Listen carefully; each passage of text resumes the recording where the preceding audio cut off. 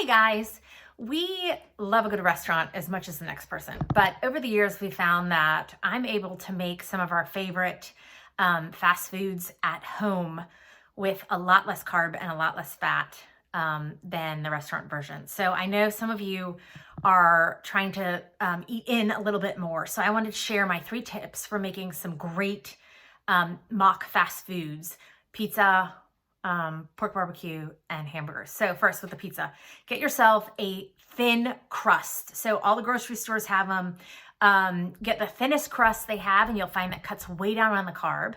Get a low sugar tomato sauce. I usually avoid the pizza sauces because they can be higher in sugar, and I just get a marinara. And the one I get has 3 grams of carb per serving, so super low. I get a part skim mozzarella cheese, so we're cutting back on some of the fats by getting a low-fat mozzarella. And then we go crazy with the toppings.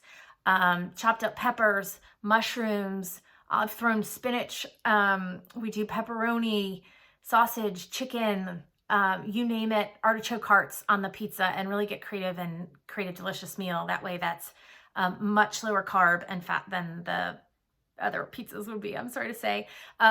I love my crock pot for my pork barbecue. I get a pork tenderloin because it's a lower fat cut of meat. I throw a huge pork tenderloin with about a cup of homemade barbecue sauce into the crock pot, and you just look for the lowest carb barbecue sauce that you can find at the grocery store, and I water it down essentially with some apple cider vinegar and some other spices, some black pepper, ground black pepper, and some red pepper flakes, and that adds a little more kick. And toss it into the crock pot and let it cook for 6 hours on low, and it will just fall apart.